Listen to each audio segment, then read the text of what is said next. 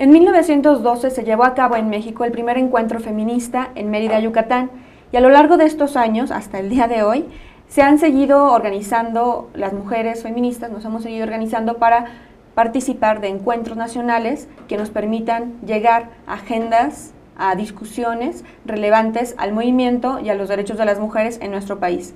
En 2013 se va a llevar a cabo próximamente el 9º Encuentro Nacional Feminista y para eso estamos hoy en Luchadoras para platicar con Axela Romero, parte de la Comisión Coordinadora, acerca de la historia y la actualidad de los encuentros nacionales feministas en nuestro país. Estamos en Luchadoras, comenzamos.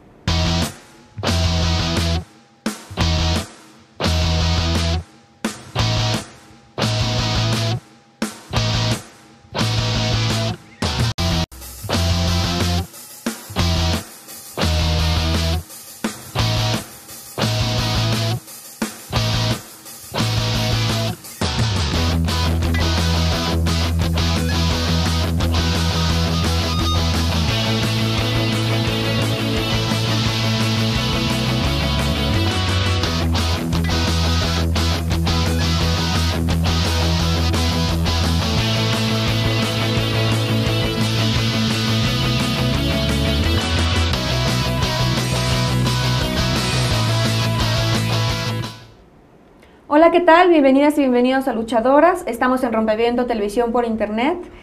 Yo soy Lulu Barrera y el día de hoy tengo el gusto de estar con la maestra Axela Romero. Bienvenida, Axela, ¿cómo estás? Muy bien, muchas gracias. Gracias al público que nos observa. Axela, formas parte de CIPAM, la organización, pero también has estado ahora jugando un rol esencial en la organización del Encuentro Nacional Feminista junto con otras compañeras en la Comisión Coordinadora, que son quienes tienen como la misión o el objetivo de tener todo preparado, las dinámicas detrás, para que el Encuentro Nacional Feminista del 25 al 27 de octubre sea posible, ¿cierto? Así es.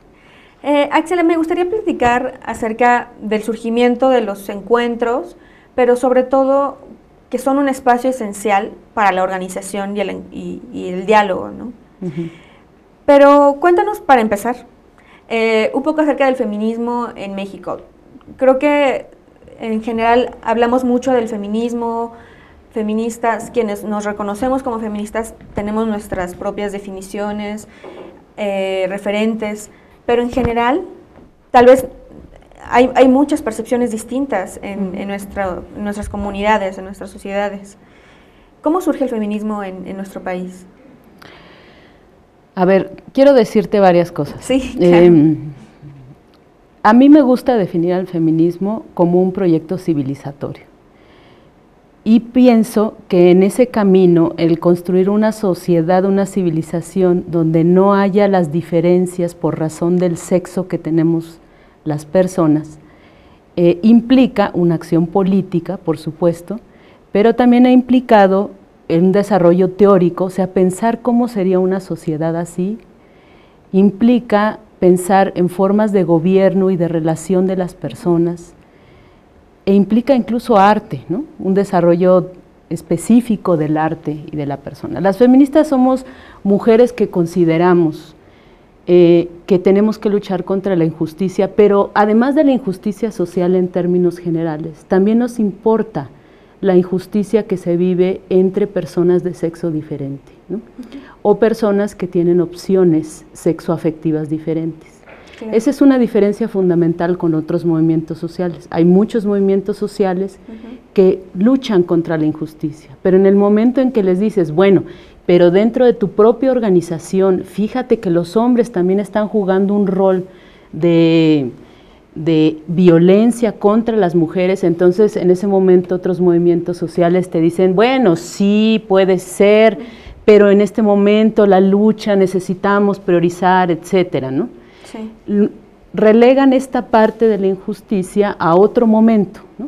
Incluso en los años 70, en los años 80 se decía, esperemos a que se cumpla la revolución y entonces la situación de las mujeres va a cambiar de por sí, ¿no? Cuando prive la justicia para todos y todas. Entonces, nosotras decimos, este es el momento de luchar contra la injusticia social que también se expresa en este tipo de manifestaciones, ¿no? Eso somos las feministas, mujeres que hacemos activismo por transformar las relaciones inequitativas entre hombres y mujeres. Ahora, el movimiento feminista como movimiento en realidad puede datarse alrededor de los años 60 y 70. Esto no quiere decir que no haya habido mucho antes, mujeres que fueron críticas, que posicionaron ideas y discursos y agendas políticas, digamos, muy importantes. Pero quiero decir como movimiento social, o sea, como movimiento social amplio que tiene expresiones amplias, que tiene propuestas políticas, como hasta los 60. Y voy a hacer y por eso el encuentro de 1912 de mujeres en Yucatán lo ubicamos como un encuentro que por primera vez tuvo demandas de la agenda feminista, incluso demandas que ahora se expresan y siguen vigentes, como la de los derechos políticos, ¿no? Igualdad en los derechos políticos. Pero no era en estricto sentido un encuentro feminista. Por eso las mujeres ahora que estamos organizándonos contamos solamente 8 encuentros anteriores, ¿no? Que se realizaron a partir de los años 70 y que fueron construyendo la agenda política en este sentido. Nada más para decir, el feminismo es una teoría del poder, no es una teoría del Estado, eso es lo que hace que no se comprenda bien o de algunos movimientos sociales que tienen una agenda de toma del poder, pues, ¿no?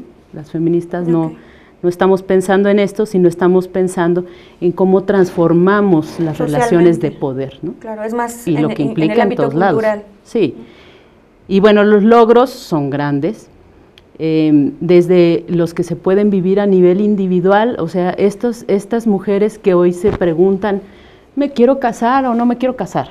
¿Quiero tener hijos? ¿No quiero tener hijos? ¿Quiero tener un proyecto profesional o no quiero? Estas son preguntas que hace 4 décadas ninguna mujer se hacía, ¿no? Y son como los efectos más claros de cómo el discurso feminista va permeando, ¿no? El poder de decisión sobre tu propia vida, sobre tu propio cuerpo. Autonomía, tener autonomía para la toma de decisiones. Y verte, o sea, como un sujeto social que tiene posibilidades de actuar, ¿no? Sin relación directa, no quiero decir que no haya relación, sin relación directa y de dependencia con la familia, con el esposo, con la iglesia, con el Estado, ¿no? Por eso las feministas dicen, ni marido, ni iglesia, ni Estado, ¿no? Sí. Porque ahí se debate y ahí se cuestiona el papel de autonomía de los proyectos personales. Y han sido tradicionalmente las instituciones más poderosas que han ejercido violencia contra...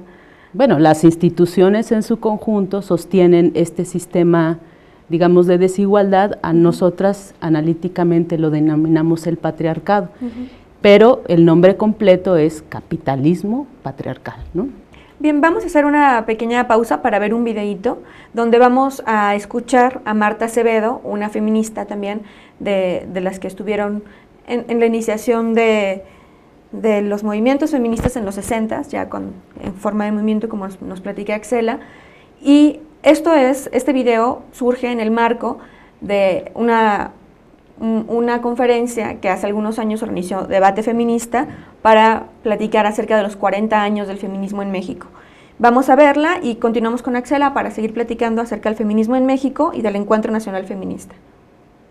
Mujeres y hombres de distintos rumbos y trayectorias darán cuenta de los matices de 40 años de los feminismos en todo el país, la historia y la huella de mujeres que hay que reconocer y reelaborar para estos tiempos.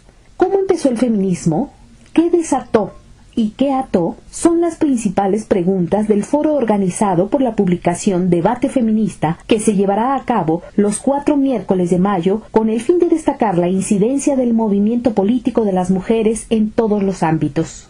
Estas van a ser mesas para desatar cosas, ¿no? Más que nada, reflexionar, mapear, ¿no? El feminismo en México ahora, ¿no? Entonces tratamos de tener personas de aquí y de allá. Está pensado para difundir, para convocar, para analizar, para discutir. Nos interesa hacer la historia para estas nuevas generaciones. En realidad esto está dedicado a ellas, ¿no? A las nuevas generaciones. ¿Cómo cómo ver la historia reciente, ¿no? Y qué experiencias puede aportarle nuestros errores, nuestras discusiones, los análisis que hicimos, etcétera, ¿no? El feminismo les ha dado muchas cosas a las nuevas generaciones. Yo creo que asomarse a cómo eran los 70s, ¿no? La situación de las mujeres era muy distinta a la de ahora, ¿no? Entonces, sopesar eso, ver cómo este movimiento político es el movimiento político para las mujeres, ¿no? Para las mujeres, en tanto, se han planteado otra manera de hacer política, ¿no? Y eso es muy importante que se retome. Lo personal es político, ¿no? Entonces, es una vuelta de tuerca completa a lo que es la militancia política. La escritora Marta Acevedo reconoce una desinformación de las nuevas generaciones sobre el feminismo y su significado como una lucha política de las más completas, porque se lleva a cabo dentro y fuera de la casa. Esa responsabilidad de las que estuvimos en el feminismo y no hemos como sabido también compartir más esa experiencia, ¿no? Y bueno, estas mesas tratan de hacer esa ligazón. Bueno, le siguen teniendo miedo al ridículo, ¿no? Cuando en realidad es apasionante, es una manera de ver las cosas muy apasionante. Frente a la gran diversidad de planteamientos, el feminismo pervive y su futuro será analizado tanto desde perspectivas teóricas como desde el punto de vista del activismo social. La cita es en la Casa de las Humanidades de la UNAM, Presidente Carranza 162, Coyoacán, los 4 miércoles de mayo de las 18 a las 21 horas. Entrada libre.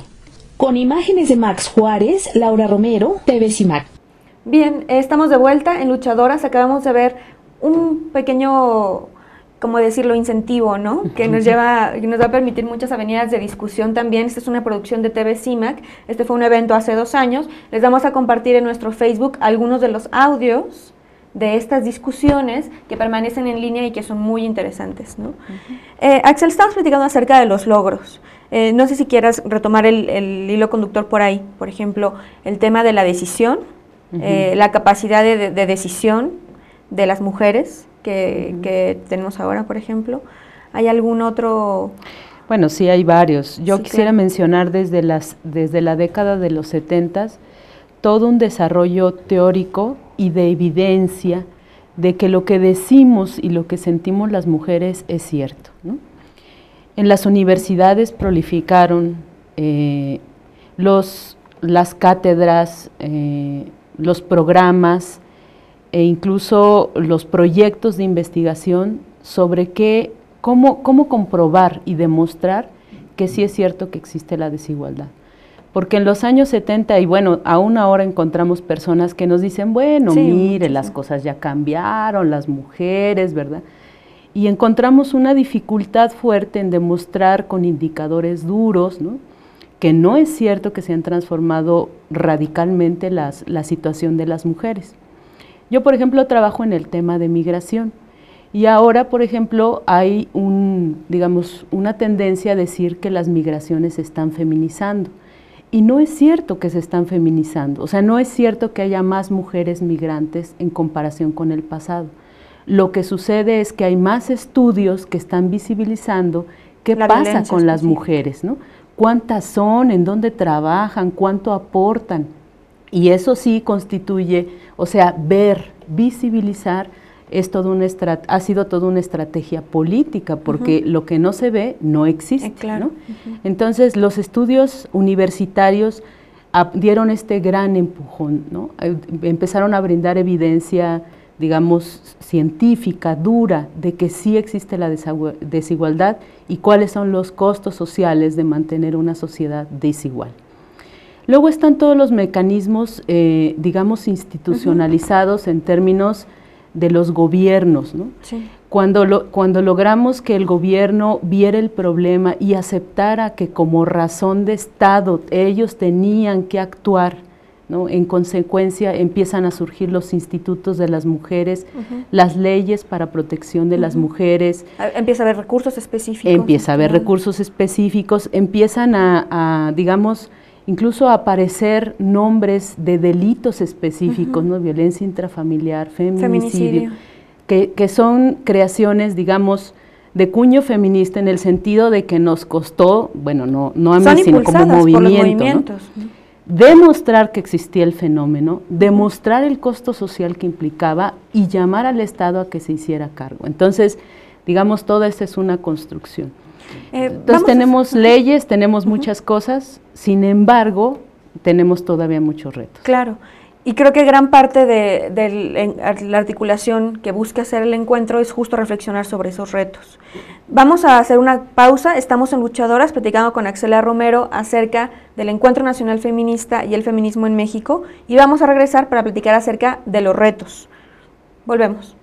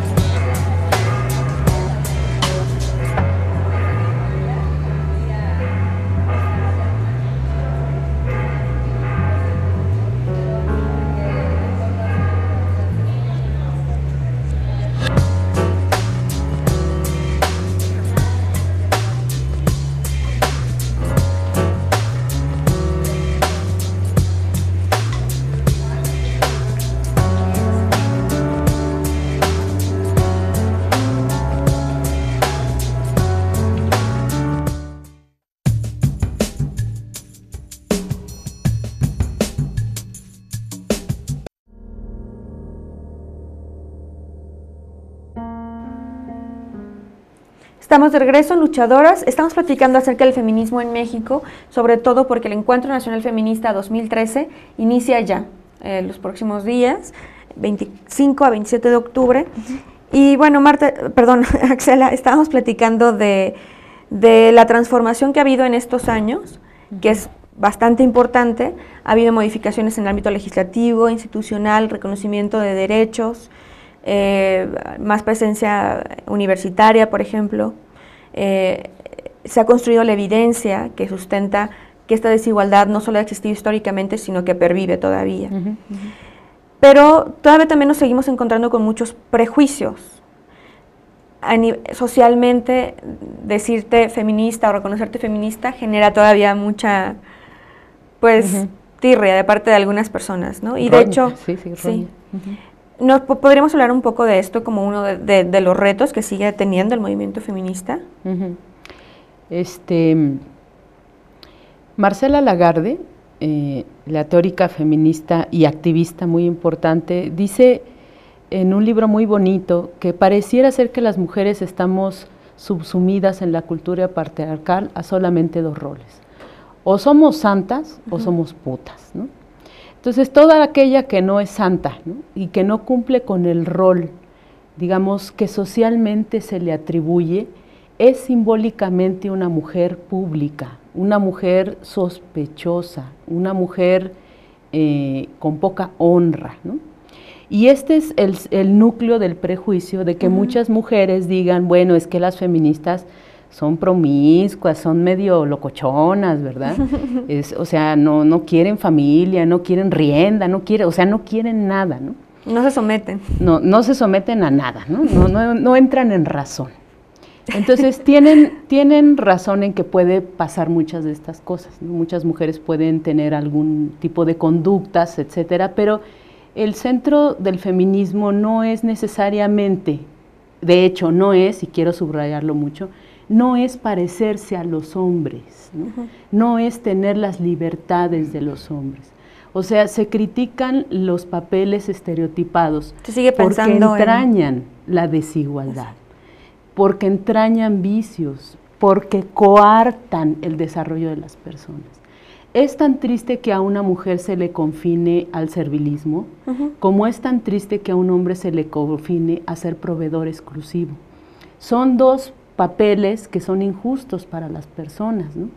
Realmente deberíamos pensar en otros esquemas sociales donde la gente realmente pudiera decidir y alcanzar su potencial, digamos, en mejores condiciones.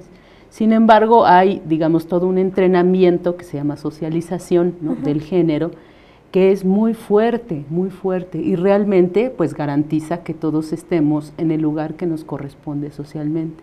Un lugar muy cómodo para los privilegios masculinos y muy cómodo para el sistema capitalista en el que vivimos, porque realmente no se explicaría la posibilidad de la explotación, ¿no? En los niveles en que está, ¿no? Si no hubiera, por ejemplo, una mujer que no cobra los 30,000 pesos que dice CONAPO, que equivaldría su trabajo en el hogar y por el cual no recibe a veces ni las gracias, ¿no? Entonces estamos hablando de un sistema que se beneficia de esta desigualdad, de esta invisibilización. Entonces yo he encontrado a muchas compañeras que me dicen desde los movimientos sociales y además sosteniendo demandas feministas, o sea, mujeres que están en el movimiento de migrantes y dicen, bueno, pero es que es terrible porque en mi movimiento a mí no me dejan participar en los eventos internacionales, a eso siempre van los compañeros, ¿no?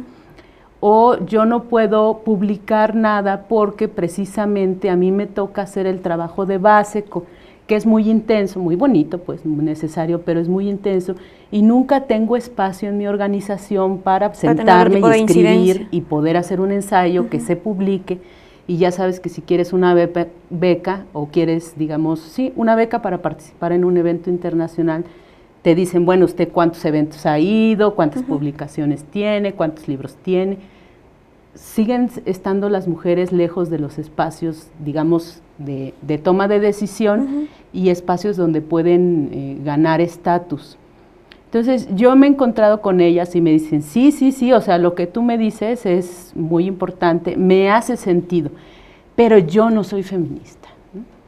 Yo no soy feminista porque yo no quiero la libertad de los hombres. Bueno, es bueno repetirlo, las feministas no queremos el poder de los hombres, criticamos ese poder. ¿Cómo está construido el poder? ¿Cómo está construido el poder? Y desde un punto de vista relacional, que es cómo se configuran los géneros, ¿no? Siempre. O sea, la categoría de los géneros es una categoría, digamos, relacional. ¿Qué más quiero decir al respecto? Quiero decir también que por eso justamente ha sido toda una dificultad decir quién es feminista, ¿no? O sea, quién es realmente una feminista. Y han sido debates fuertes para determinar quiénes son las feministas. ¿Quiénes son las feministas? Las que están en la calle, en el activismo, en las colonias populares, luchando hombro con hombro con las mujeres de sectores populares, esas son feministas. Tanto como las mujeres senadoras que están, ¿no?, digamos, tratando de que se etiquete el gasto para las mujeres en su estado porque hay una serie de prioridades que no las dejan, esas son feministas. ¿Quién es una feminista, ¿no?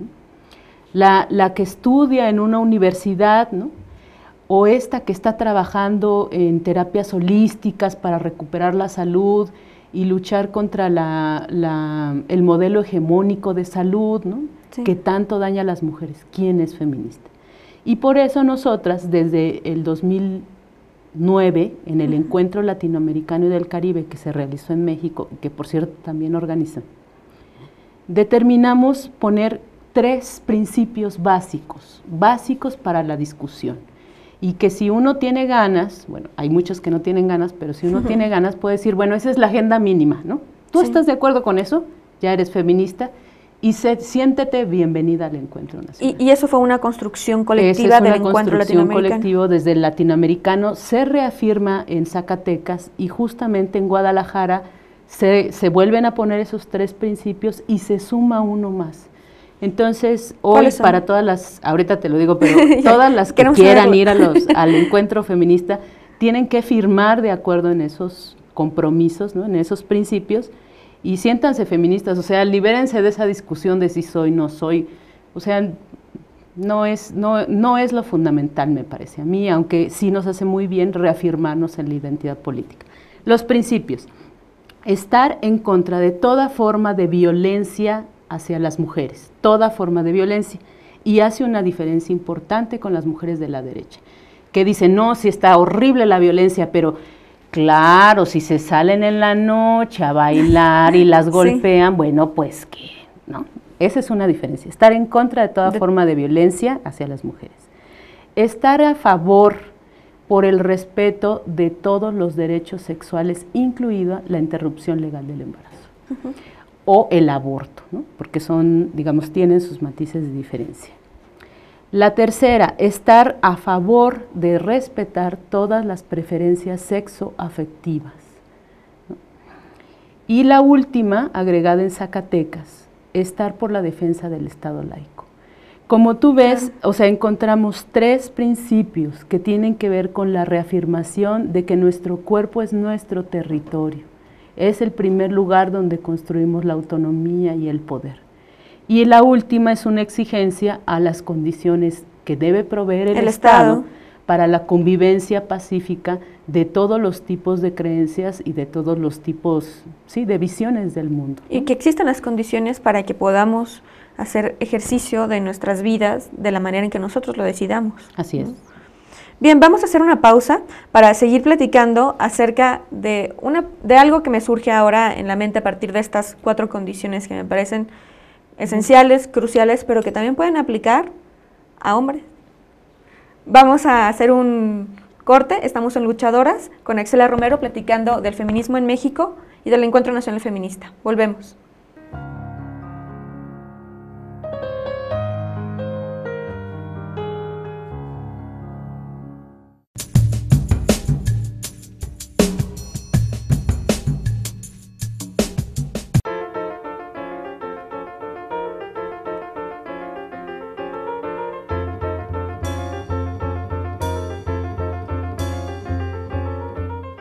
Pues algunos no informan tal como debe de ser y otros pues sí. Pero nunca dicen la verdad. De repente son un poco exagerados. Hay momentos que se fastidia uno de plano, dice uno, yo la pago.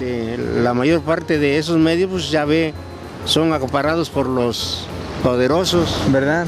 Nos dan a entender una fantasía que no es cierta. Cuáles esconden muchas cosas. Nada más dicen lo que le conviene a la prensa, ¿no? Porque en realidad hay problemas que sí deben de ser informados y no. ¡Ay, no!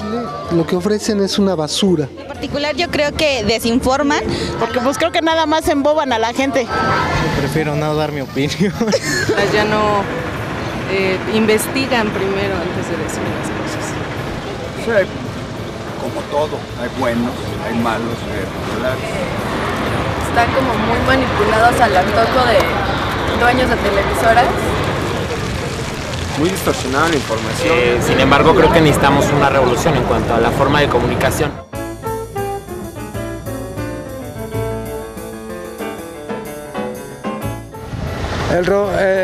El rompeviento. Pues no sé, como algún material, ¿no? De ropa. Eso es. Híjole, pues ahí sí no sabría decirle porque no. Bueno, es como con lo que se corta la entrada de las corrientes. Así, ¿cómo rompeviento? Rompevientos. Es que causa impacto, ¿no? Algo así. Ni idea. Es lo que tienen las sombrillas, son como unas divisiones para que no se volteen. Rompevientos es el aparato que se usa para medir la capacidad, ¿no? ¿Qué rompeviento? Es una capa, ¿no? De las que... ¿Qué es? Creo que es un abrigo. No, pues no, porque pienso que me falta ir a la escuela. A no seguir lo que dicen todos. Una pared. Que rompe con todos los esquemas conocidos, que es algo diferente e innovador. Una pantalla. Que se opone a algo, ¿no? Que te ayuda a controlar alguna cosa. Sí, como una idea. Así como que será como un trailete. Rompevientos es un aparatito, ¿no? Bueno, es como una torrecita que te rompe el viento, ¿no? Ha sido el gran invento de la raza humana.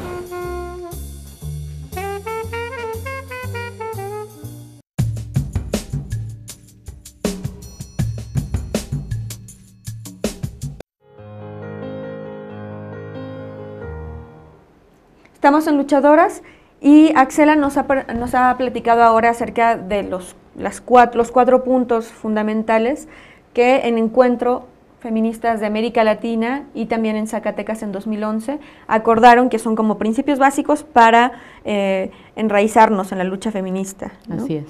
Y justo me surgió esta pregunta. En realidad existen hombres que se pueden afiliar a estos 4 principios sin ningún problema, ¿no? Mira, al respecto te cuento que el feminismo no es uno, sino lo llamamos Exacto. los feminismos. O sea, dentro de nuestro gran movimiento existen muchos matices sí. Que además tienen razón y enriquecen justamente la acción política que tenemos.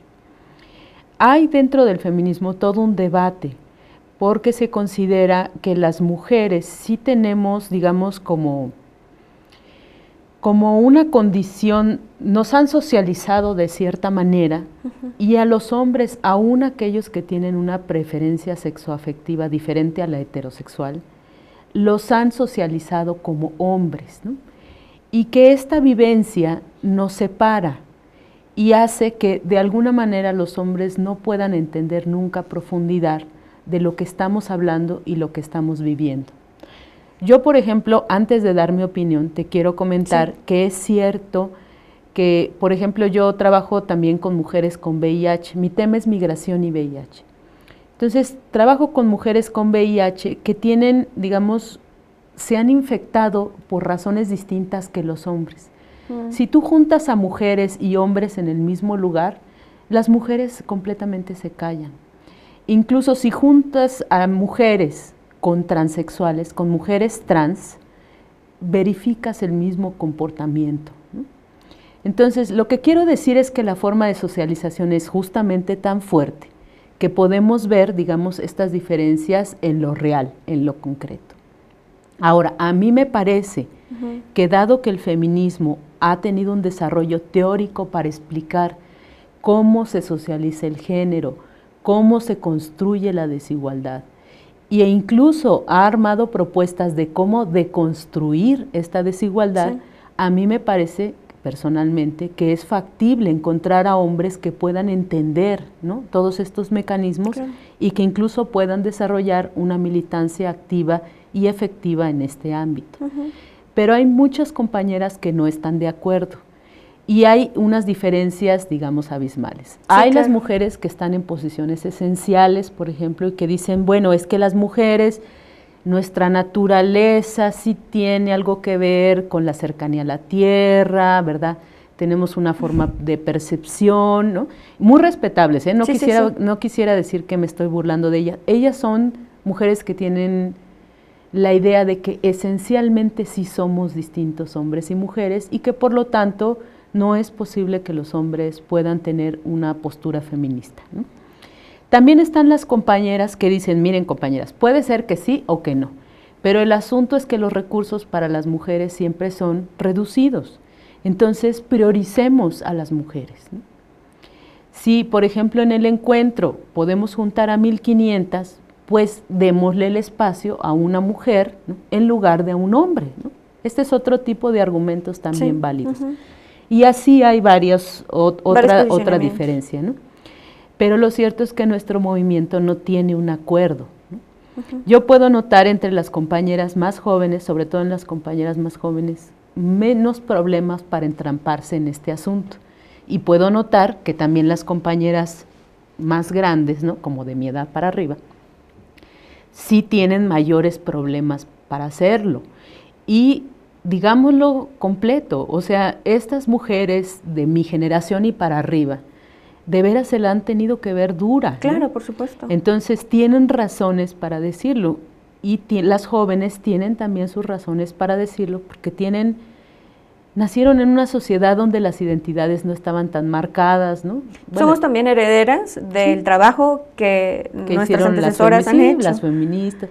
Incluso nuestros compañeros jóvenes, hombres comprometidos en la igualdad, que los conocemos, somos amigos, compañeros de lucha, también son herederos de todas esas construcciones que las feministas han hecho, ¿no?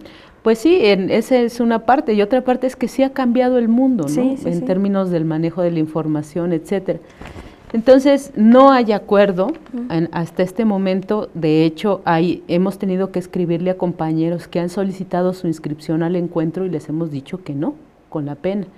Sin embargo, ya dimos un pasito, ya se aceptaron a las mujeres trans, porque te quiero decir que el Encuentro Latinoamericano y del Caribe de México 2009 es el primero que aceptó mujeres trans, es el primero. Zacatecas aceptó mujeres trans y ahora ya no fue motivo de discusión como en los dos anteriores. Entonces también los feminismos van como variando su discurso, reconsiderando lo que piensan y actuando en consecuencia. Y a mí me parece esencial, o sea, me parece crucial que es un movimiento que se pregunta a sí mismo finalmente, ¿no? Puede que las discusiones sean largas o vayan progresando acuerdos sobre esto, por ejemplo, ¿no? Sobre quiénes somos, con diferentes velocidades, pero en realidad es preguntarnos, ¿no? Porque finalmente lo que el feminismo hace es preguntar, no dar por sentado que nada es natural, sino que preguntar cómo se están construyendo las relaciones de poder, las identidades, todo, ¿no? Y me gustaría mucho transitar de este tema a el encuentro propiamente. Si nos puedes platicar acerca del encuentro de Zacatecas, que fue en 2011, es el encuentro feminista más reciente, y cuáles fueron los principales puntos, por ejemplo, de discusión que tuvo la agenda en ese momento, para que después podamos platicar acerca del encuentro que viene en Jalisco y cómo ha cambiado en estos 2 años la percepción, la realidad, el contexto social y político. Ha habido cambios importantes, pero también qué demandas siguen permaneciendo, ¿no? Entonces, si quieres, primero podemos platicar de Zacatecas en 2011. Bueno, fue 2010. En 2010. Zacatecas pasó algo.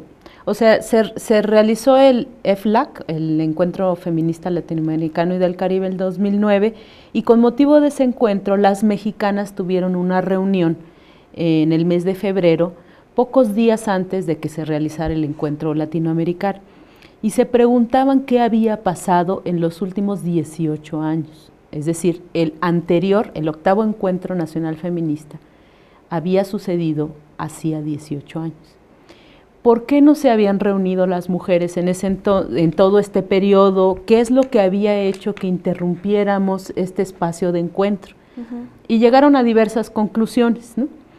Pero finalmente en ese día se comprometió un grupo y dijo, bueno, hay que retomarlo, y trabajamos durante un año hasta Zacatecas 2010. Había condiciones favorables. Amalia García, una feminista reconocida en un partido político, estaba en la gobernatura, ¿no? Entonces teníamos condiciones muy buenas, y se había desarrollado una rama del feminismo, que es el feminismo ONGizado, ¿no?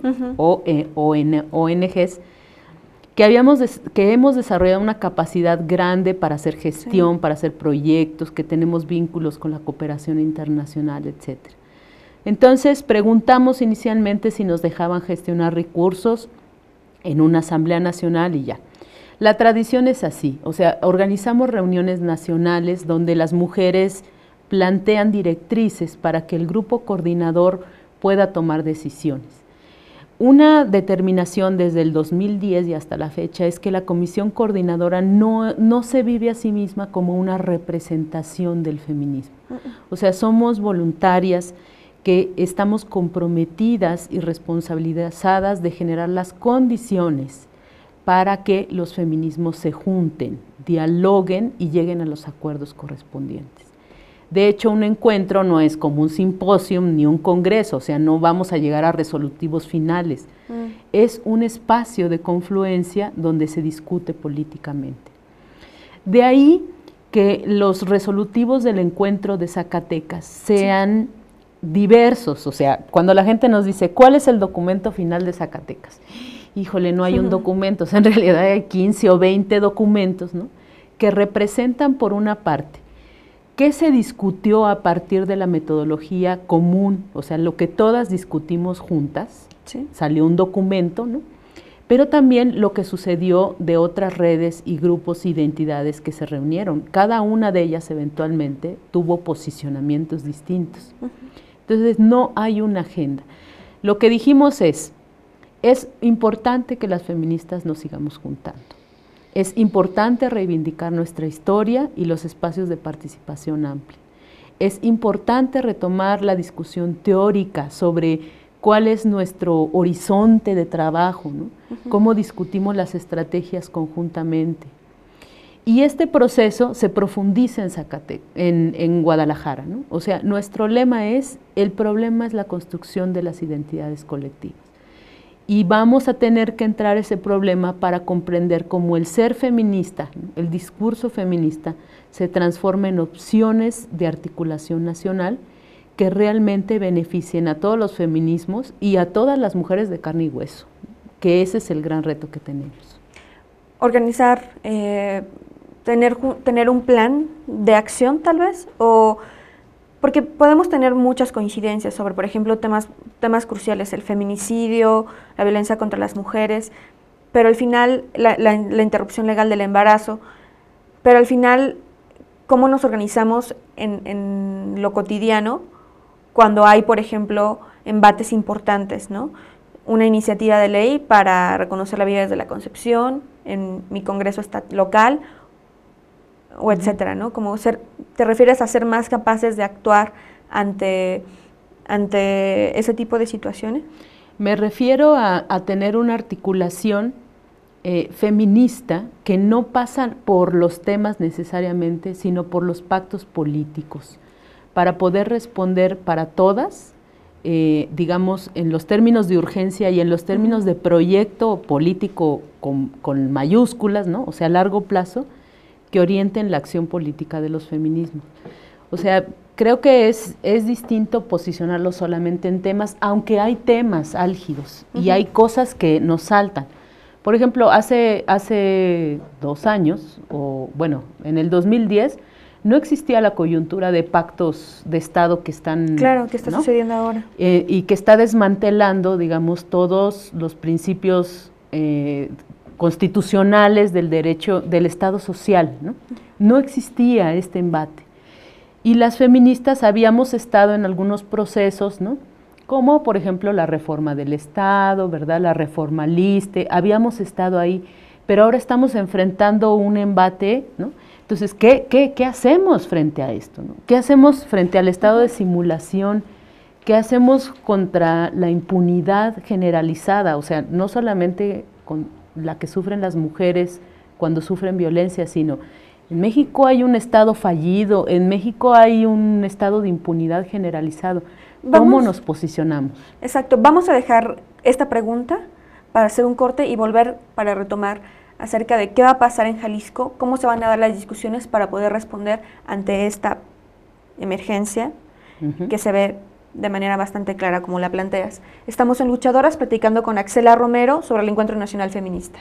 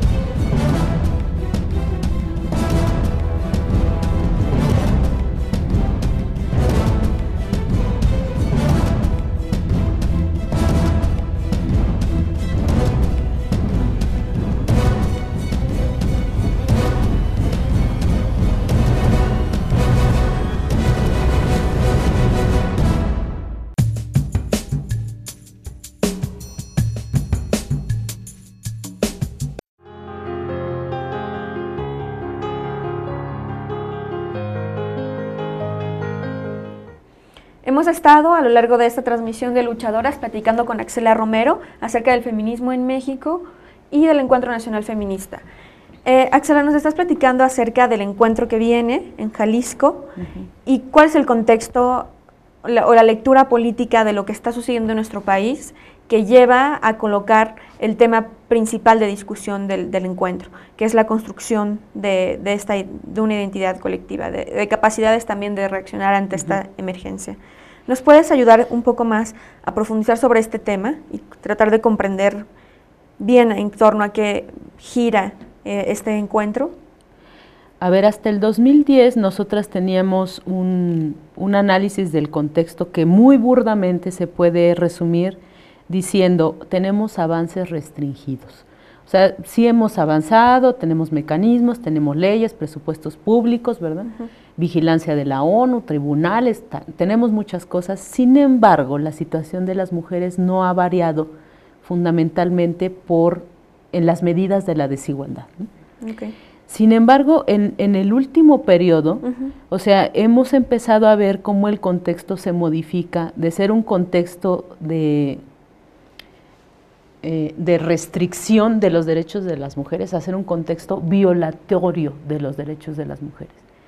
Las medidas de profundización neoliberales, medidas económicas neoliberales que profundizan, digamos, procesos como la venta de paraestatales, la entrega al sector privado de los servicios públicos, todas estas medidas que son de corte neoliberal tienen efectos gravísimos en la vida de las mujeres, gravísimos, ¿no? Todo este asunto de que el Estado ha sido incapaz de controlar la corrupción que tiene dentro de sí mismo y que ha posibilitado que bandas de crimen organizado hayan tomado el país, tiene efectos en la vida de las mujeres gravísimos, terribles. Todo este contexto de impunidad, de que el Estado no es capaz de perseguir, juzgar y castigar a quienes cometen desde el robo de autopartes, ¿no? Hasta el gobernador, ¿no? Que saca presupuesto público destinado al sector salud y se lo roba y lo despilfarra en campañas electorales. Todo este contexto amplio de impunidad tiene efectos gravísimos en la vida de las mujeres. Entonces, lo que necesitamos es encontrar mayor fuerza política que nos permita enfrentar todos estos retos nuevos, bueno, no nuevos, sino, digamos, mayores, que antes no estaban dibujados de esta manera. Por eso, el problema principal del Encuentro Nacional Feminista es recomponer la identidad colectiva del feminismo.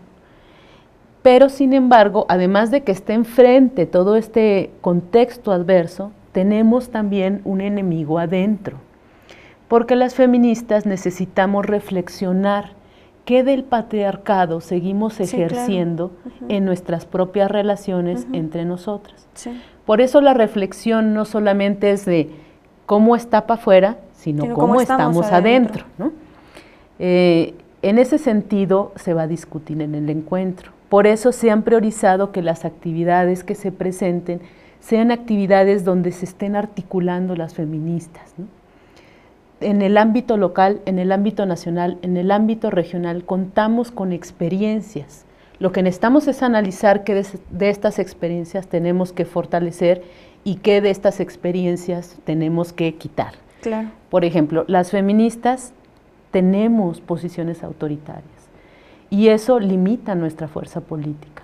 Las feministas tenemos que profundizar la democracia dentro de nuestro movimiento y hablar sobre cómo compartimos los recursos económicos y los recursos de muchas otras índoles. Políticos.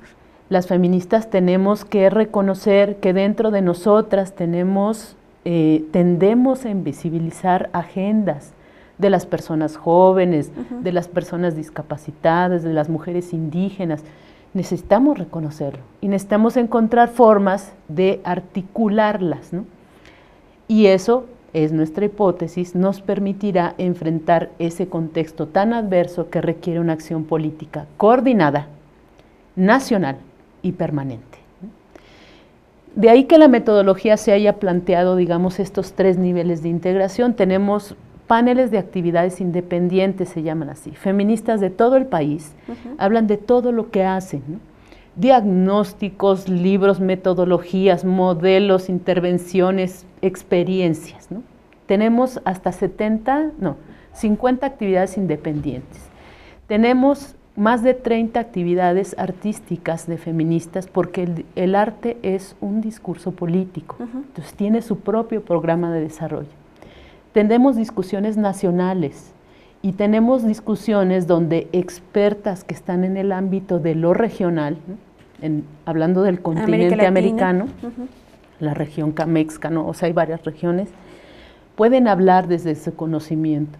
Y en los paneles estamos tratando de integrar diferentes conocimientos, desde la magia hasta la teoría, desde la política hasta la que hace militancia, digamos, en los barrios populares.